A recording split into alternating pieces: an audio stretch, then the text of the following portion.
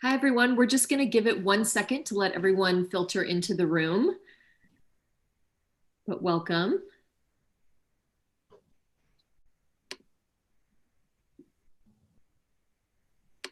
We'll get started in just a second. Hi, everyone.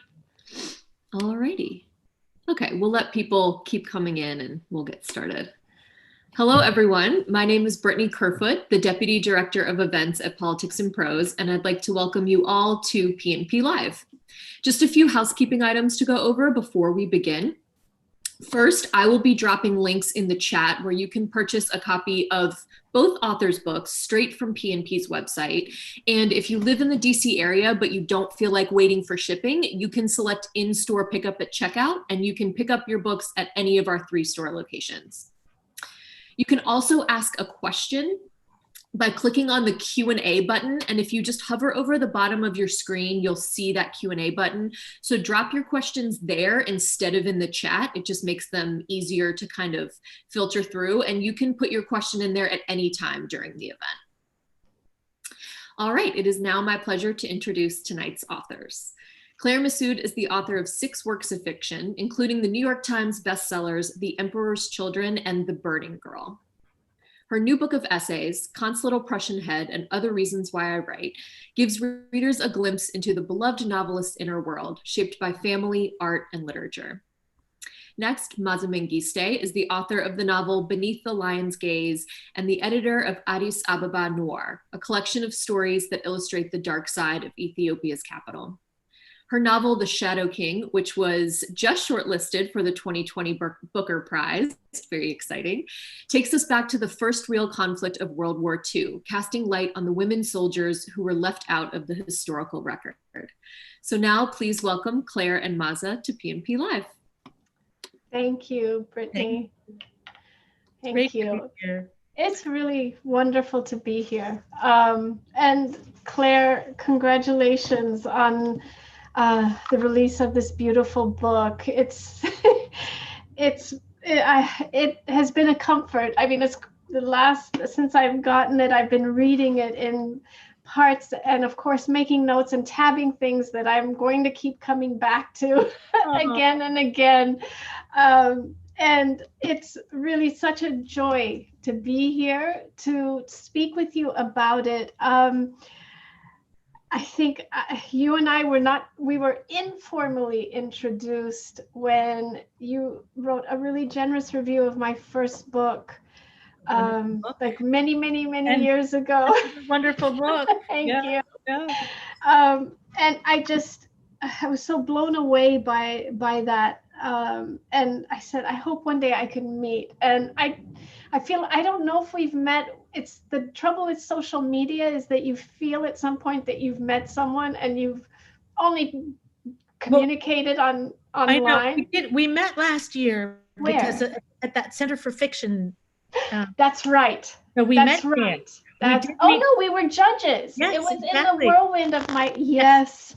And I remember that.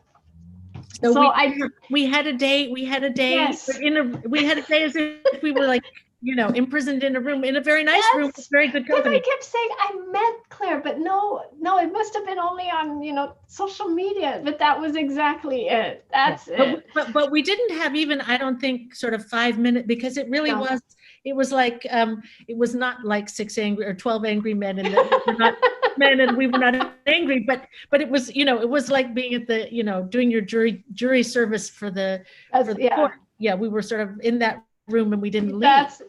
That's exactly. I remember. Well, it's really wonderful to talk to you about this book. I have so many questions, but maybe what we could do is start out with a reading. If you'd like to read a part for us, and that might lead me into a first question, or I have something already set up, but let's see how it flows. Okay, well, I'll just read a little something. So I'll just say that the book is made up of both personal essays and critical essays about mostly books, but some art, a couple of artists too. And but I'm going to read from a personal essay. The one thing I would say about the logic in my head, at least, is that the books that are meaningful to me are no less important than the experiences that I have. So they are an experience that I have, and so in some way I don't really ultimately distinguish so much between the importance of what happens to me or what I do and what I read.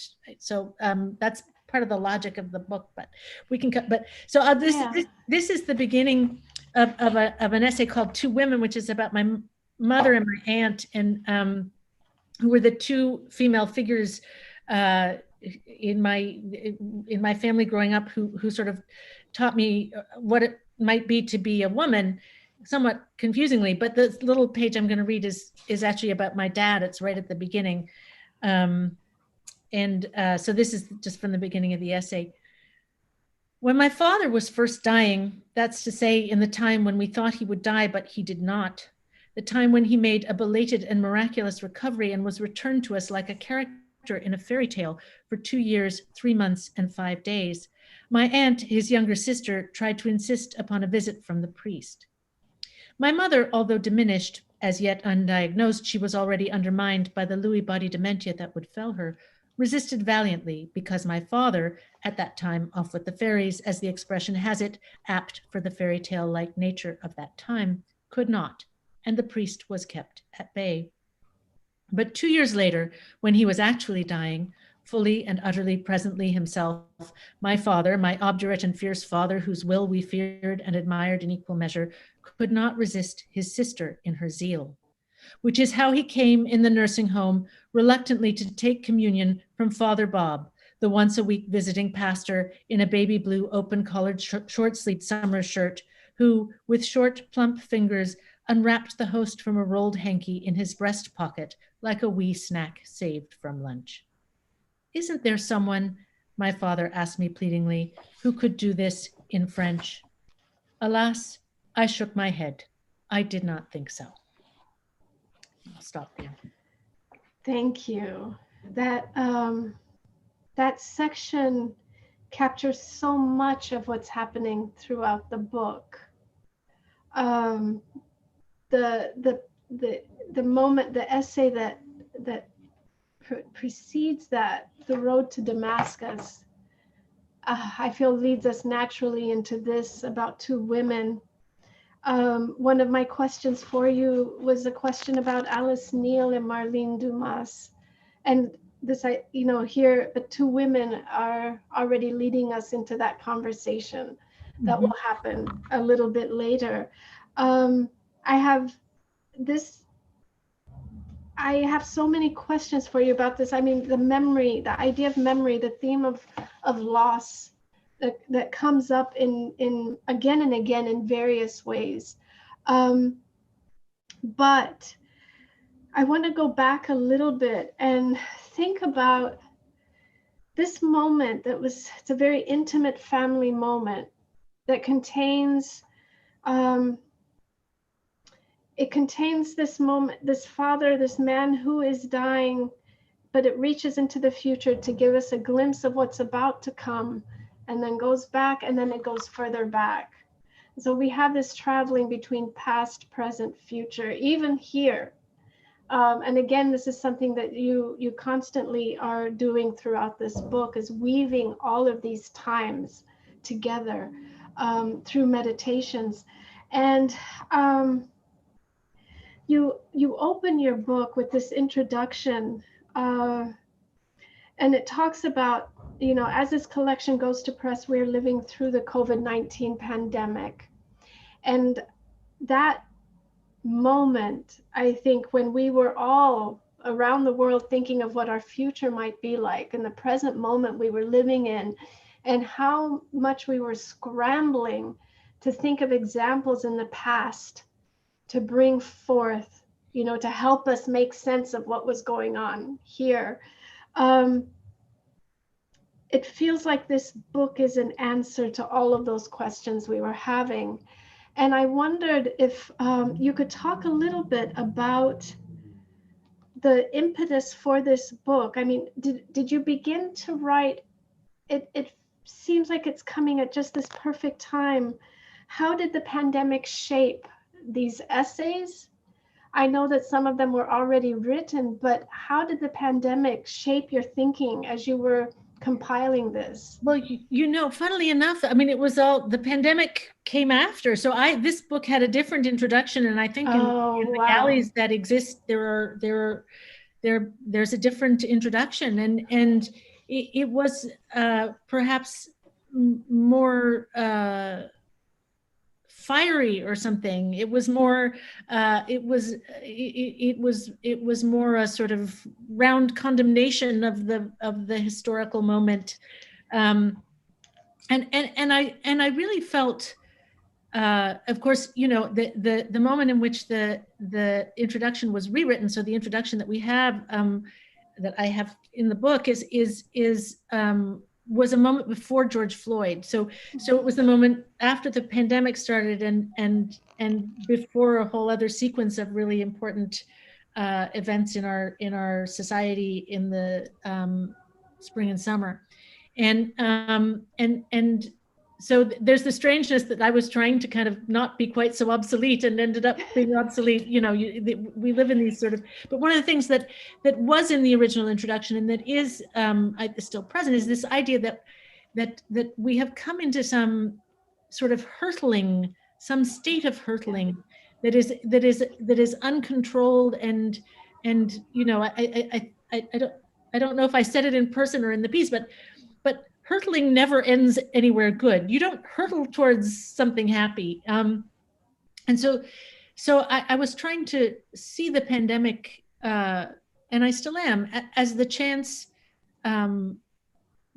for a pause and for change, and for reflection about how we live and how we want to live and who we want to be.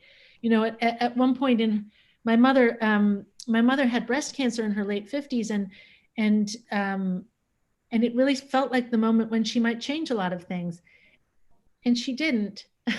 she didn't change a thing, but I was very aware of that, and we actually talked about it, and sort of almost narratively, it was the turning point. She chose not to turn, but we as a society and as individuals are at a turning point, and that is scary, but it can also be hopeful.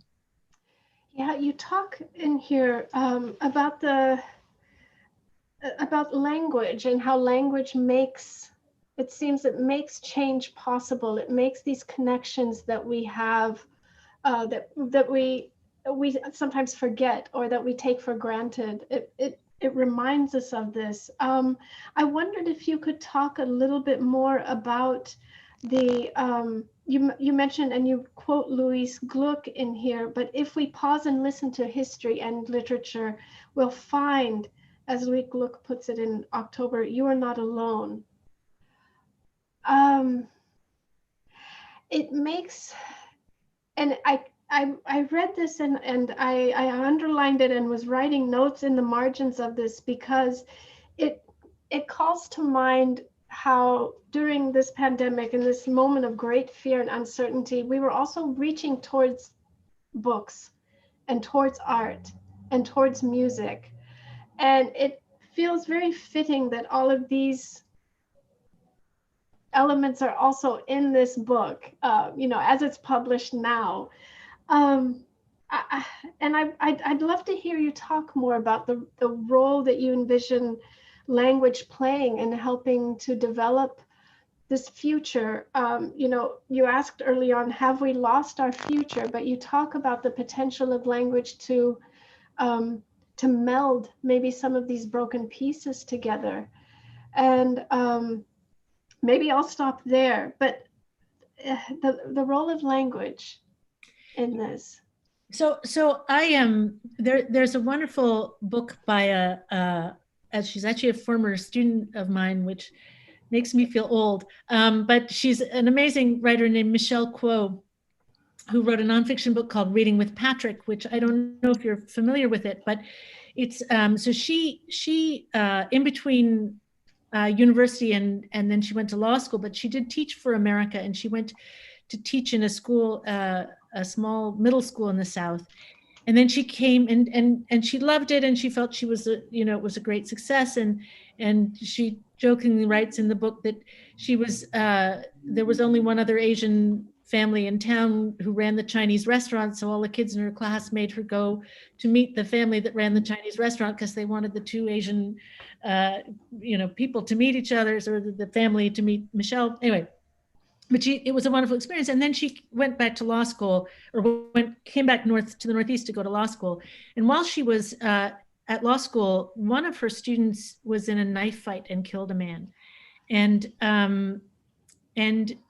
through a series of events, she ended up, after law school, changing her plans and going to spend a full year in the town where he was in jail, and she was tutoring him in reading and writing for the course of that year. And that's what the book is about.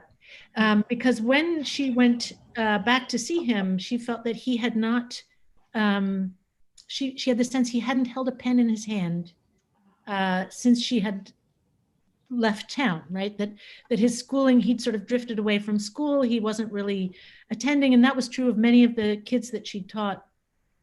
And the book follows from they start reading The Lion, the Witch, and the Wardrobe. And at the end of the year, they're reading Walt Whitman. And along the way, they're reading all kinds of things, including Frederick Douglass. And she writes about how much his readings of these texts taught her. So, for example, she said he was devoutly Christian, which she was not. But he also felt he had a strong sense of having sinned. So when he read The Lion, the Witch, and the Wardrobe, he identified with, I think it's Edmund, the naughty boy.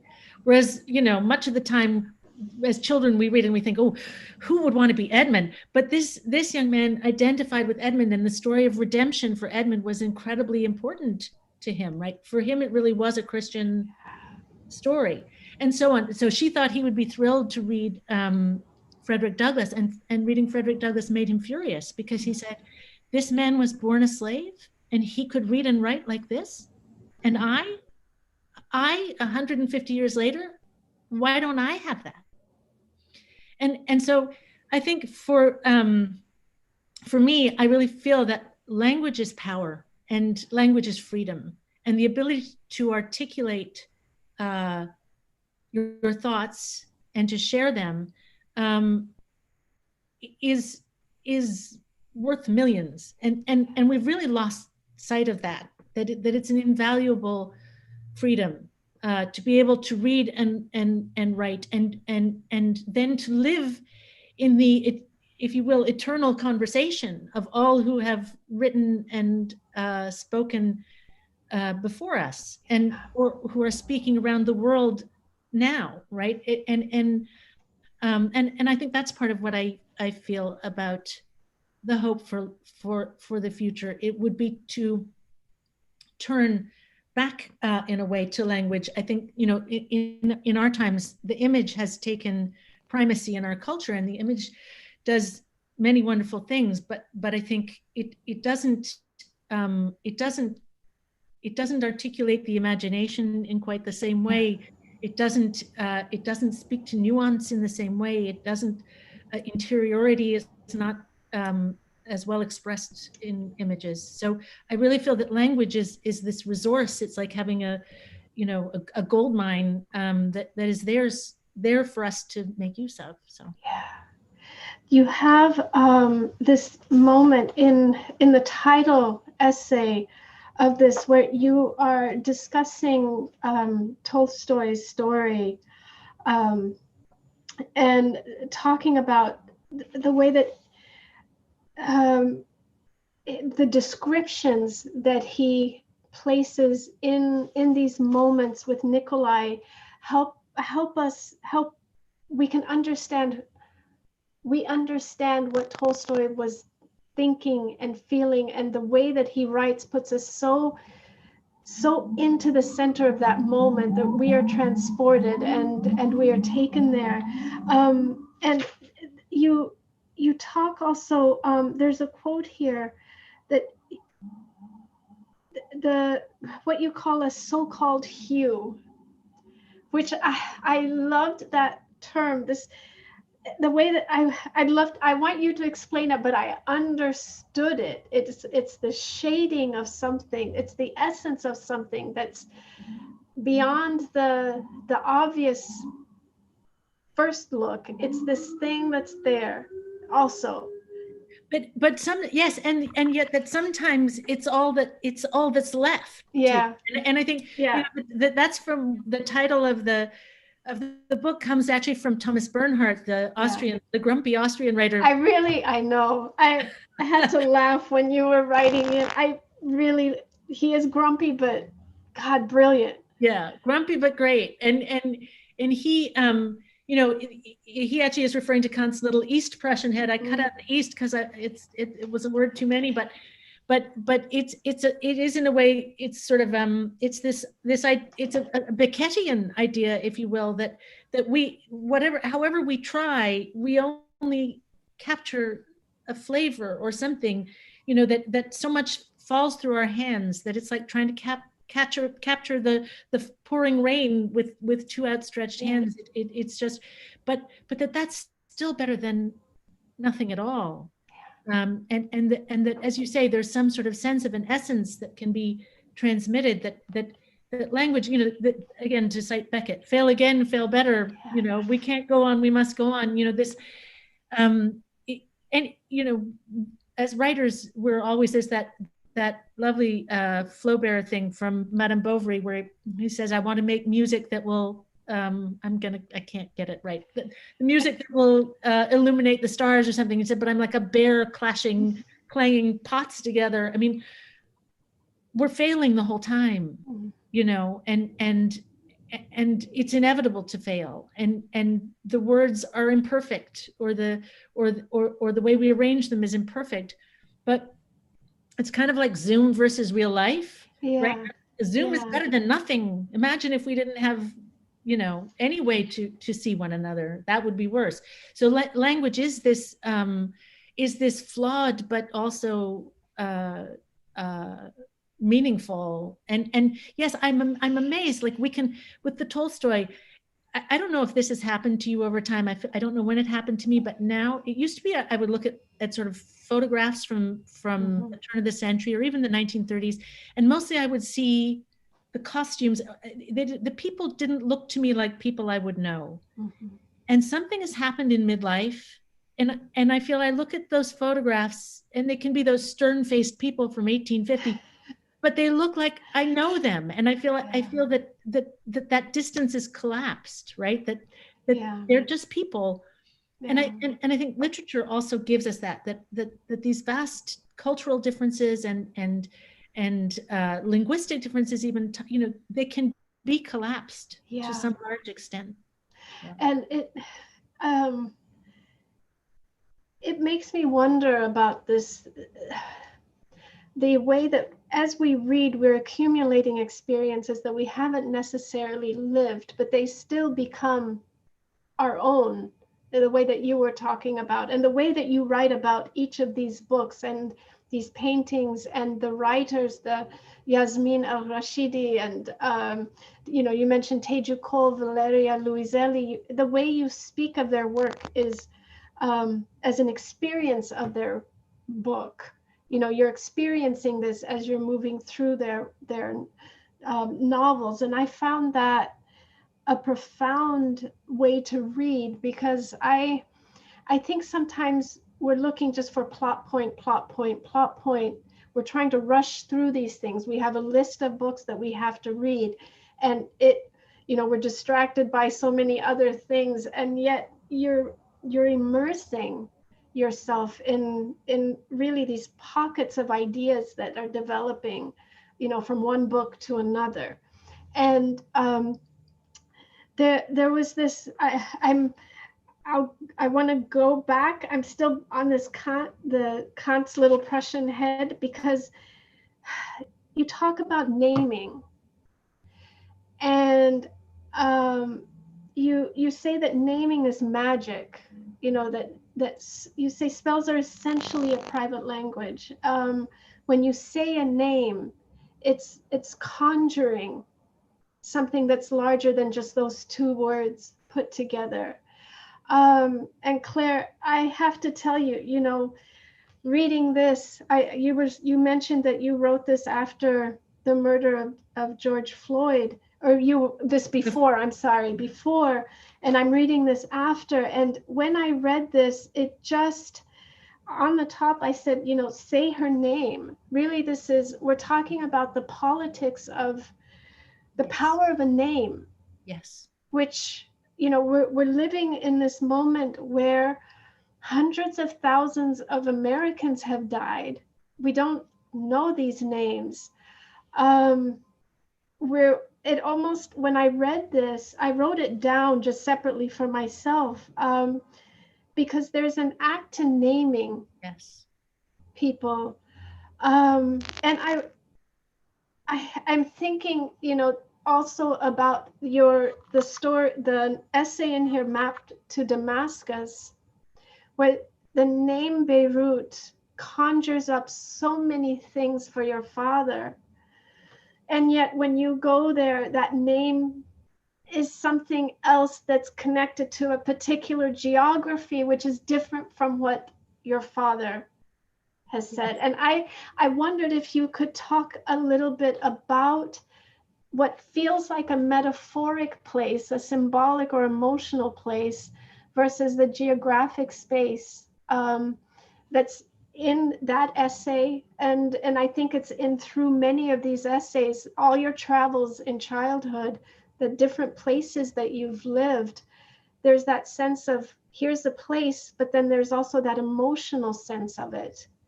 Yes. And yeah. But I think that's true with books too, or works of art, that we have these very intense, complex experiences and emotional worlds. That's our interiority. That's our imaginary world, if you will. For me, there are these childish, or not childish, but questions from childhood that abide with me. Like, how is it that the past is past? Why is the past past and not present? I still don't really understand it. I'm still in the realm of all of the children's books, like A Wrinkle in Time or something, where you get to go somewhere. Why is the past past? How is it that what's in my head that is so real for me cannot immediately be in your head if I want it to be? We'd both have to want it to be, but it would have to be mutual consent. But why can't I try? And there's this. That's the thing about language. It's this weird filter. It is the means that we have to get it from my head to your head, or from your head to my head, and that reality is a real thing, right? We in these days, in these times, facts are facts. They're incontrovertible. It's easy to forget that, and partly the situation with the fact-free or disinformation would not be possible without the internet, without people having come on some fundamental level to cease to understand the factness of facts, because they can escape into an online reality that is quasi-factual or not remotely factual. So it's a sort of perfect storm of things. But when you go to Beirut, and you go to Beirut now is not, the past is past. Yeah. Beirut is not the city that it was in 1980, and it's not the city that it was when my father was a child there in 1936, right? It is a very different place, and it is materially different, and so you go and you have these different experiences, but the palimpsest endures somehow. Yeah. It's interesting that you were mentioning the way that the internet makes us forget the factness of facts, and the way that it feels overwhelming, so often overwhelming. And you have a quote from Valeria Luiselli's book, where one of her characters talks about the overwhelmingness of things, that it just feels insurmountable. And it brings me to this essay of Kamil Daoud's book that you wrote. And I have a new appreciation for the book that from The Stranger that he replied to, based on your essay. I read that book a few times, The Investigations of Messud, I think it was called. And even reading, having read Camus and then reading this, I got it, but I was just like, okay, I get, but and reading your essay really freed my thinking on the book. I could now sink into the many layers that he was offering. There is a moment when I think you're quoting Daoud, and he wrote something in Guernica, and he talks about this moment, this feeling that he's talking about Algeria, but the campaign for reform finally breaks down into an individual struggle to get by. And this is our country is no longer a project we all share. It's an obstacle each of us confronts alone. Right? Doesn't it feel... But you offer us something in your book that I read this and said, yes, but you're talking about also, in quoting Louise Gluck and your other essays, that language is that thing that's going to remind us we are not alone, isn't it? It's the hands across the ocean. I believe that's what you had said earlier, but I wondered if you could talk a little bit more about that. Our country is no longer a project we all share. We've somehow lost this thing that literature, I feel, gave us at one point, a sense that we really are bound together. Yes. Well, I mean, I think there are lots of reasons why that's so. And one is that fewer and fewer people read. That there are things that, I mean, it's, and I also think these things, it's, everything has two sides. So, when I say people aren't reading, that's not true. People are reading tons of stuff. The fact is that we haven't all read the same thing. Why haven't we all read the same thing? Because in a very good way, the world has expanded. It hasn't expanded enough, but there's a much greater diversity of stories and voices. And we don't all read Sherwood Anderson's Winesburg, Ohio in 10th grade, right? Like there's a diversity of possibilities. But for example, just on the reading front, I was talking to a colleague from the university who is a good bit younger than me, in her 30s, and she was teaching Zora Neale Hurston, and I said, you must find that all the undergraduates, when they arrive, have read Their Eyes Were Watching God. And she said, no, not at all. She said, interestingly, if they've come from California or the Northeast or private school, they may well have, but otherwise, no.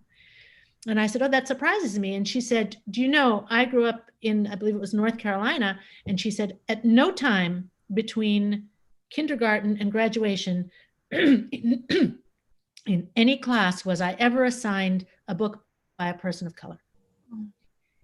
And she, I mean, she's much younger than me. So it's not that I'm in my 50s. She's in her 30s, and I suddenly had this moment of thinking, of course we're living in different Americas, right? If in one place, say in Boston or Cambridge, you're reading, a set of stories, and in North Carolina, you're reading a completely different set of stories.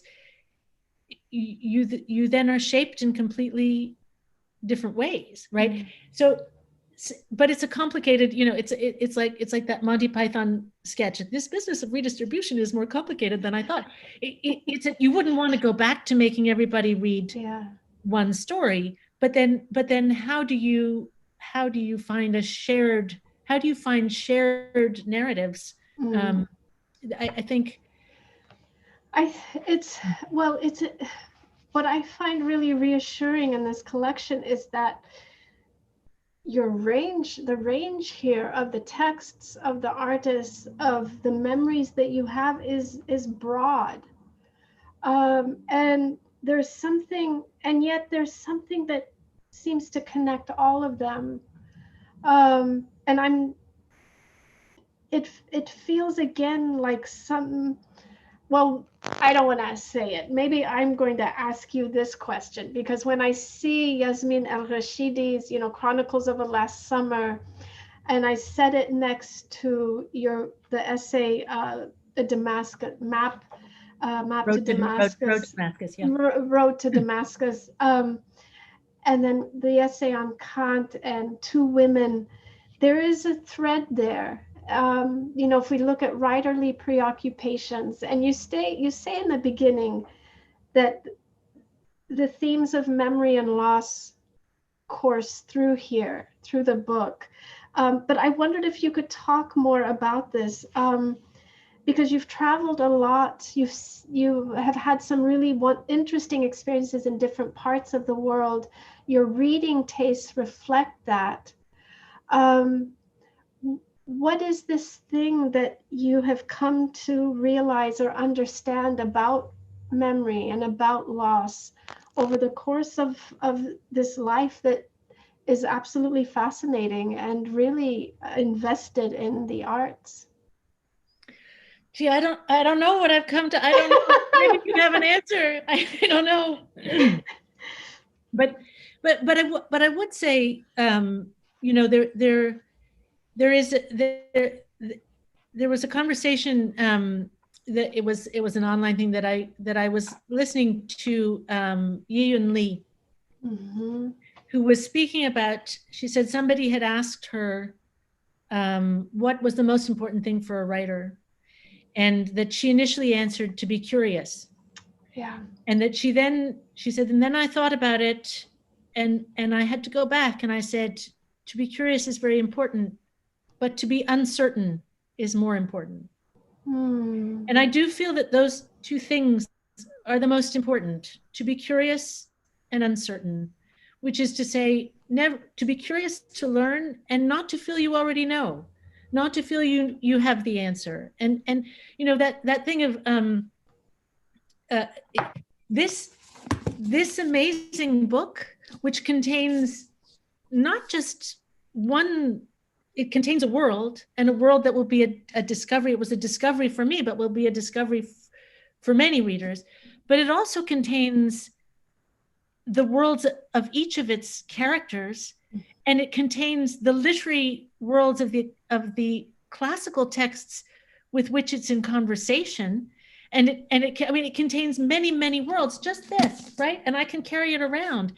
Every single person in that Walt Whitman line, right? Contains worlds, and all we need to do is be curious and uncertain. And if we are curious and uncertain, then those worlds can open up to us, and we can visit them and live in them.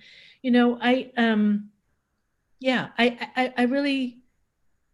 really believe that. I think that if we go forward questioning, open, and listening, right, that is a huge part of it, is a huge part of the possibility for change and for healing. Yeah, thank you so much. You have the Walt Whitman line that you just mentioned. You have this line in the book where you say, "I am who I am because I was where I was when I was," and almost all of it is invisible in the world.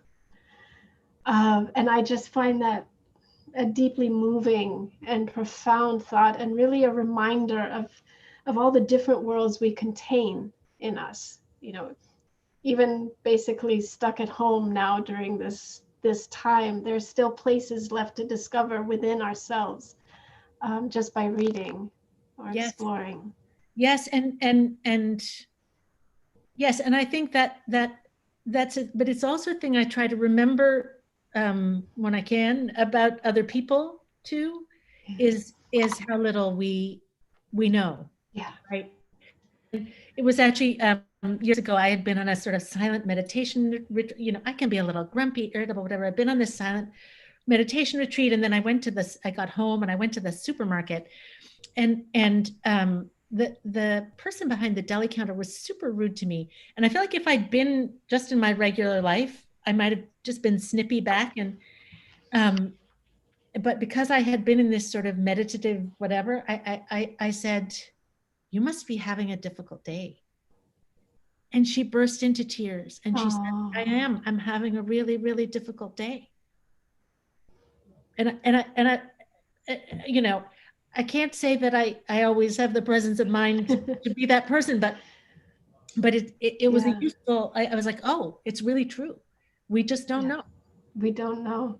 And I think that's one of the things literature reminds us again and again, or art reminds us, repeatedly. I was struck by your piece on Alice Neal, where her work has always been to me absolutely mesmerizing, disturbing, but riveting. It's magnetic. I can't stop looking at everything that she does. And she, I think I'm paraphrasing, but she says something like, well, she's just going to paint a nose. She's not going to try to make it pretty. It is what it's right there. Right. There's no need to hide that. Right. But she's also says she's trying to get at the inner souls of people. Right. She's trying to get inside. And I think, that there are artists in different forms who sort of speak to you, and she's somebody who seems, it really speaks to me. I feel like you don't gussy it up. You don't have to, no, you don't need, just try and get at the essence, what is there. And in a way that so-called hue, like what's behind there too, that if you really try to get what's there, hopefully you also get what's behind it also. Yeah. Absolutely. I have more. We've ran over, I think, a little time for questions. I'm going to see if Brittany has some, and if not, I would love to keep talking. Let's see what people have. We have a couple. Okay. So our first question is from Molly Arn, and she says, I read The Burning Girl in 2019 and really loved how you characterized teenage female friendships so honestly and beautifully. How did you access that stage of life as an adult? Through memories, interviews, observing young people, etc.? Thank you, Molly. Thank you for your kind words. It was two things. One certainly was having an early teenage daughter in the house, with whom I was living and whose life and friendships I was observing. It wasn't in any way a novel about my daughter or her friends, but it also brought back all of these memories. There's a wonderful line in a Laurie Moore review she wrote. I'm not sure, I can't remember what the book was, but it was about adolescence. And at the end of the review, she says, adolescence is a howling dog. Eventually it is buried, but it is buried alive. And I feel like it's so true. And so having a teenager in the house unearthed my own howling dog. And, that combination of things kind of led to the book. Alan says, Claire, you said at the beginning of the event, you changed your introduction because of current events. What was your original one? So there were some things that were similar, but I think as I said at the beginning to Maaza, it was a little, maybe it was less, like when I read it, it seemed a little angry or bitter even. So I was trying, so I felt in the COVID time, like, don't kick a man when he's down, right? Like, I feel like we need the tone needs to be different. And I think the thing about the anger that was there was this frustration that isn't, that I feel the past 4 years have been the culmination of, rather than, it's a longer lived thing, which is and I talk about it a few, but the push towards a utilitarian society, this idea that you only do things if they're worth it. So, like I used to, when I was younger, like hang out with friends, sort of, window shopping or sitting in a cafe for hours. But now we walk around the reservoir because then we're both getting our exercise and our social, like you don't, I have a little thing in the book where it's like, why would you eat a radish? What's the food value of a radish? Don't eat radishes. What a waste, right? I think because we think this way, we think that reading books or lingering in art galleries or having 4-hour meals is something we don't have time for. But really, instead, we're scrolling through Instagram. Like, really? It's confusing. Guilty. Another attendee asks, how did this collection come about? Did you go into your writing process with a certain intent, or did it just kind of develop as you went on? So in fact, a lot of these pieces, most of them, almost all of them, have been published various places before. And I think, they are by no means all the pieces I published. God, nobody would want that book, but I think that I realized that there were themes, right? That there were things that kept recurring that had to do, as Maaza was kindly saying, but about like memory and loss and the imagination, and I think for me also this sense of I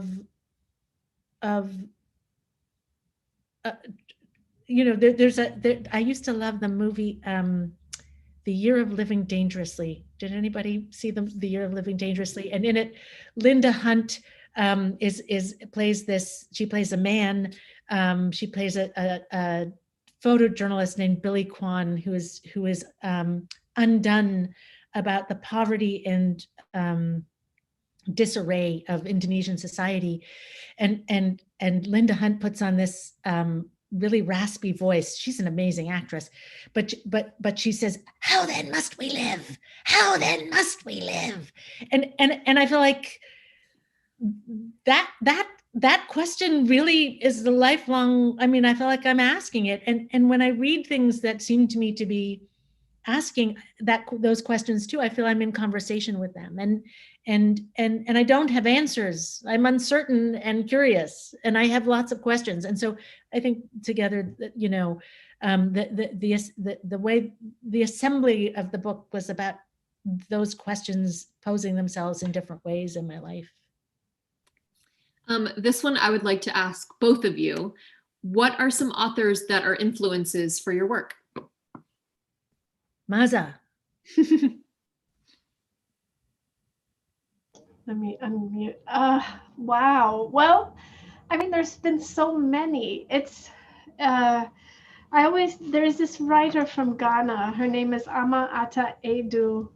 She's still alive. Her book, Our Sister Killjoy, when I read it in college, about a Ghanaian woman who migrates to Germany, was really the first time I felt like I had seen myself in literature. I was reading a story. I think, like you were talking about, Claire, I was not assigned books that featured Africans or featured immigrants. I had none of that growing up. So imagine the electrifying feeling of holding a book and seeing yourself reflected in some way. And that book was really, really pivotal for me. E.L. Doctorow, Book of Daniel, I think is just an incredible book. Toni Morrison is there, but you mentioned Bernhardt, and these, maybe not exactly him, he's not Eastern European, but these Eastern European writers that were writing behind the Iron Curtain, I don't know, I keep going back to them. There's something that they're doing with language that I don't know, it feels very Ethiopian. And maybe it's that idea of writing under censorship, or writing when there's such a clear hierarchy of power, the dynamics. you mentioned in your book, Claire, this sense that life, everything inevitably boils down to ordinary people. You know, after everything, it's just ordinary people trying to live. And I think that's what I keep seeing again and again in those types of texts. And they were those people, Eastern Europeans writing at that time of the Soviet Union. They were really, really zeroing in on those intimate details that only literature gives us. Mm-hmm. Mm-hmm. There's a I love the Penelope Fitzgerald novel, The Blue Flower. Yeah. And the epigraph from that, which is from Novelist, who the book is about. And it's so much about the ordinary details of the life, of their life in late 18th century Jena in Germany. But the epigraph is, literature exists, and again, I'm going to mangle it, but literature exists to fill the gaps of history. And I think, that feeling is so true. When you were speaking about the Eastern European novelists, and I have a piece in the book about Magda Szabo and her book, The Door, which when I read it, which is not only a few years ago, I couldn't believe that it had been in the world for 30 years. And I didn't know, because it was so powerful and important for me. And I think that's, isn't that part of the really great thing about literature, is that there are always more books like that you never know which one. It's so much less stressful than dating, but you never know which one is going to change your life, right? You can pick up a book and it may be the one that will totally change your life. It's fabulous. And if it doesn't, you can put it down. That's true. Without a breakup talk. Right, without hurting anybody. The author never has to know. Here's kind of a similar question. Marcy Goot says, I've so enjoyed your books. Once I've finished this one, I'll be looking for new books again. Are there any authors you'd recommend in terms of subject and writing styles close to yours? I like Claire. Maaza, you go first. Oh, no. Well, it's really difficult. I don't know who has a writing style like yours. I don't know. I mean, well, Maaza, they should read the collection that you just came out with. Definitely Addis Ababa Noir. Yeah. I mean, just I was inspired by the book of Daniel in terms of structure, which is very, but it's that's actually a brilliant book to read right now. It's there's a Croatian writer. Oh my gosh, Claire, I have been wanting to talk to you about this. Now we're here. You did a review of Dasha Drindic. I did, in which you are mentioned. Yes. Yeah, I mean, you're in the novel. Yes, and this is how I found out that I was in the book. You your review. She never told me. She never told me that she was writing that. There's so many layers to that we can talk about, but her book Trieste really changed my understanding of what a novel could really do today, right now. Trieste is a masterpiece, but Claire did this review of Dasha's last book, EEG, and a conversation Dasha and I had a few summers before she died changed the course of my writing of The Shadow King. And we had kept in touch, and then at some point I didn't hear from her anymore. And I had written her to let her know that the book was done, and I didn't get an email, and I thought, oh, that's really strange. And then I read your review and found out that she had written a conversation we had, that conversation changed my book. She had written about it in her novel. And I always felt like it was her goodbye to me. Like, she never told me she wrote that. So this was the way, speaking of literature, and I hold that so dear, the way that it was a message out to the world, and you wrote it down and I got it. So I had to tell you, I'm so glad now we're talking. Oh, isn't that wonderful though? But I'm so sorry. I'm so sorry that you didn't have a final conversation. She didn't want it, which was also interesting. But she is someone else that was so literature. She was so rooted in the world of literature and arts and ideas. I saw what it meant to live like that. And I think it's a very complicated way to live. It can be. But yeah, so sorry to sidetrack, but somebody asked me, definitely read Dasha's book and Trieste, but that's somebody that I really, really owe a debt to. She's amazing. When I was asked to review that, I hadn't read her, and I read several of her books, in a sort of fell swoop. I almost said swell foop, but maybe it was the same. But I, and it was really like entering. It was like entering a realm, right? I mean, it's such a rich, but also very intense. It's intense. Yeah, very intense. Yeah. Wow. Yeah, she's amazing.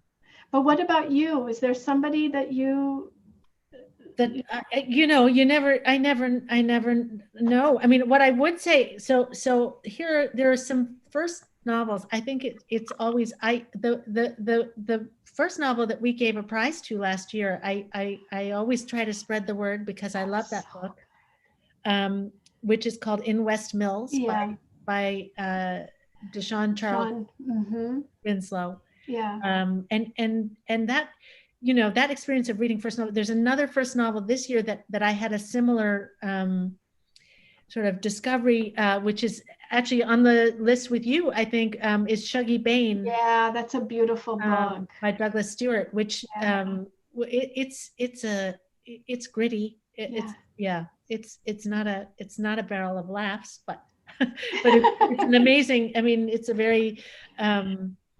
very powerful novel. But in terms of, it's like that who knows, we don't know what we're like. So I don't know what my books are like to read because I never actually read them. Yeah. So I can't really I would say Rachel Kushner, like the Mars Room or something like that. So if yeah. Yeah, so if you enjoyed Burning Girl, I would say try Rachel Kushner next. That would be my. Thanks, Brittany.